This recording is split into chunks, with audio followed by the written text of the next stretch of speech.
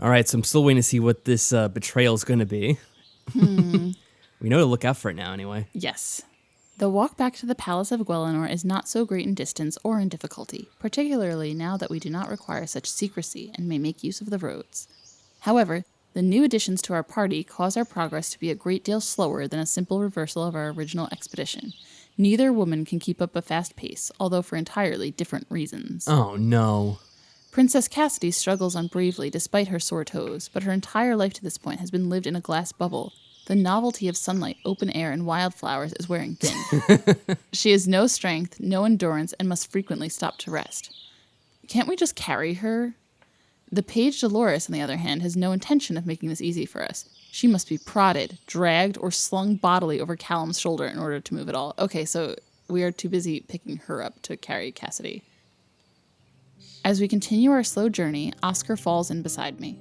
Oh, no, Oscar, what do you want now? You were right, you know. About what? Oh, I forgot. You're always right. He shakes his head and sighs. I wasn't thinking about the future, about being married to you. I was only thinking about enjoying myself now. Wait, so now he's rejecting us? What? You wanted to use me? Oscar! Oscar! Did he really just say that he was pretending to be in love with me only to get me into bed? What do you mean, use? Oh! No, nothing like that. Sorry. What I meant to say was, I've only ever thought about the things I wanted us to do together. Talking about our feelings, going for walks, dancing. Oh my god, talking about our feelings. What a bundle of joy. We've done those things before. That's my point. It is? I want to do the things we've always done, but be able to hold your hand afterwards and be close to you. Oh my god. And then, like last night. Last night. I push away the memory of our lips touching. It didn't happen. It will never happen again. I want to be able to show you that I cared about you. I wasn't thinking about how things would have to change. I want to live in the castle with you and my family and be together like we always have. But that can't happen, can it? You're only realizing now? You've been trying to tell me all along and I wasn't listening. Oh my god. So you're right. After all, I am a child. You're a young man and a kind and caring one. That's not a bad thing to be. You're also beautiful and sweet and clever and much stronger than I thought you were, but I can't say that to you, not now. Oh my god. You should go talk to Cassidy. This is your best chance to build a relationship with her. You're today's hero, remember? You caught that page when she would have escaped. So, that's really what you want me to do? Why does he have to ask me that? This isn't about what I want. This is about how things are and how they have to be. And so I still my thoughts, I smooth my brow, I smile at him, and I lie. Yes, that's what I want. Right. He waits for my response, but none is coming. My face is a perfect mask, as long as I don't speak. Uh-oh. Then that's what I'll do. Thanks, Maddie. One stiff little motion and my head nods. And then he's gone. Oscar, no. No, he is not gone. Why am I thinking such foolish thoughts? He is right there, doing exactly what he should be. We each have our place. I am doing my job and doing it well. That's what matters. And so I stand here, with my hands clenched and my fingernails digging into my palms, trying to feel nothing. Dots. As we near the palace, we catch sight of a figure in the distance. Oh no, who is it? He's wearing the uniform of a soldier of Guelinor. Of course, they must be sending out search parties by now. Hola, guard. What does he say? Is that the way you say it in French? I don't know if it's pronounced the same. Oh well. It's not even in italics like the French words have been. I think he's just saying hola for no reason. Hola, guard. Maybe he's saying Hola. that. Hola. I'm sure that's exactly what he said. The guardsman draws his sword. He didn't holla back. The guardsman draws his sword on approach. We must find her appearance suspicious.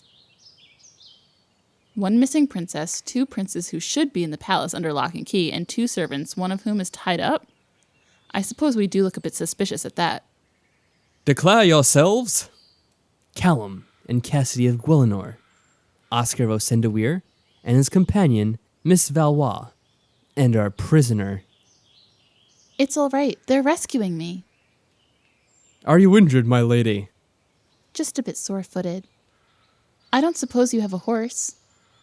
I would be happy to assist you, my lady. He comes closer and offers her his arm. Hey, that's getting a little too close, buddy. Super close. But he hasn't put down his sword! Oh no! Die, imposter! And everything happens at once. Oh snap, what is going on? The traitor! The betrayal! Cassidy is frozen in place, uncomprehending. Oscar's eyes open wide as he realizes the danger. Too late. Callum is already moving, but he was standing one step too far away, and I see Dolores lurching past me, still bound, driving her shoulder hard into Cassidy's form, knocking the princess off her feet and out of the line of the guardsman's strike. Wow, really? Yep. I take the same tactic, but apply it in the opposite direction, snapping a vicious side kick into the guard's ribs. His armor pads him from any damage, but it drives him back and away from his target. Whoa! With a quick pivot, I restore my center and draw my daggers. Look at us go. I rush him, both blades flying rapidly to chime against his sword, forcing him to withdraw even further in order to regain the advantage of reach. He feints, then sweeps for my legs, but my lack of armor stands me an advantage here. I leap over the strike and swipe at his eyes. I'm not close enough to connect, but his head jerks back by instinct, keeping him off balance. Now he's angry. Oh no, you won't like him when he's angry. He brings his greater strength to bear against me, whelming blows that make the daggers ring in my hands. This is no sparring match. I can already feel a burning line across my arm where I failed to completely guard one slash. Oof. I come in close again, trying to pin his sword, but I've miscalculated. I'm surprised no one else is able to react. Like, what's everyone else doing right now? The guard's heavy, muscular knee slams up hard into my unarmored midsection, knocking the breath out of me. Spots swim in my vision, and for a moment I can only bend over helplessly, vulnerable.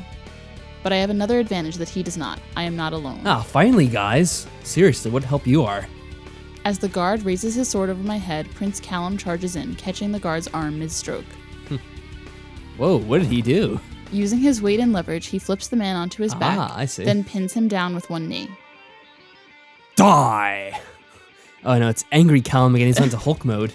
He raises his hand and slams the side of it down hard into the soldier's throat. No!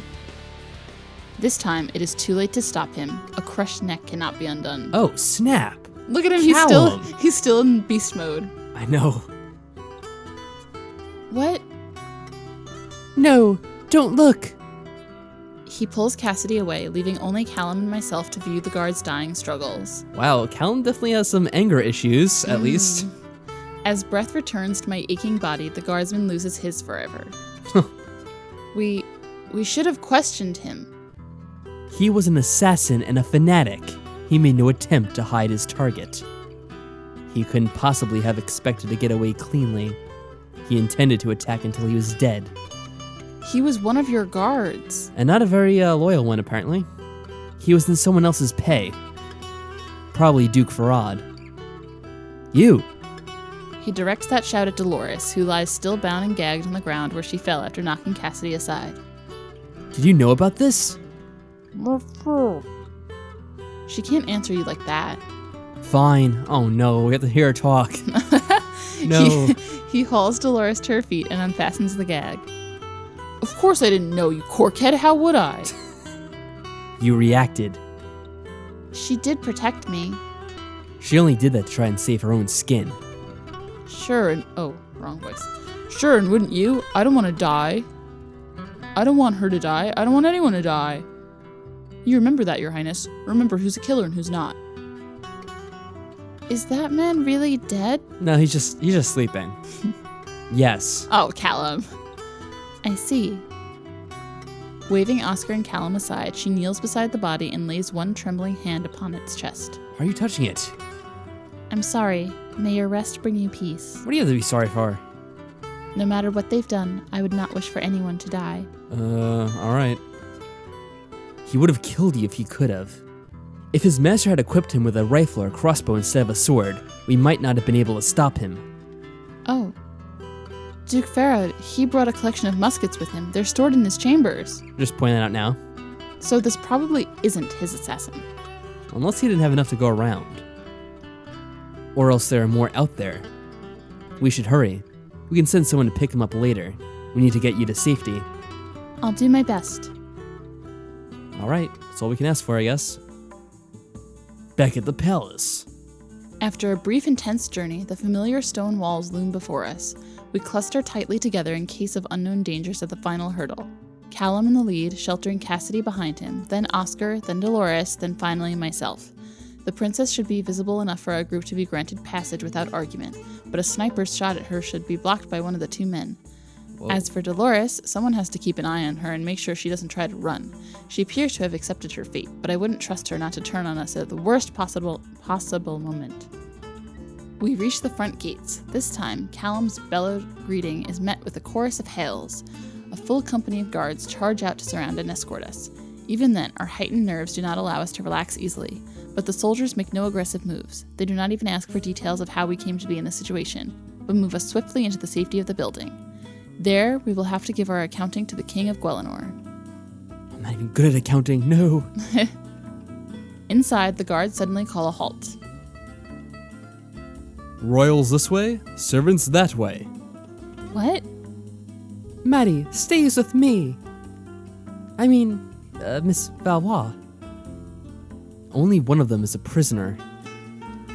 We have orders, Your Highness. Your parents wish to speak with you urgently in their private chambers. It would not be appropriate for those not of royal birth to be admitted. Their statements will be taken later. I suppose. You won't let that one worm free. Don't worry, I'll keep an eye on her. They'll be guarded at all times. Oscar looks at me but says nothing. Ordinarily, in response to such a look, I would pat his arm or squeeze his hand or some other such gesture of reassurance. But with my new resolve to avoid physical contact between us, I must hold back. I never thought about how often we touched until I had to stop myself from doing it. Cassidy draws herself up to her full height. Very well.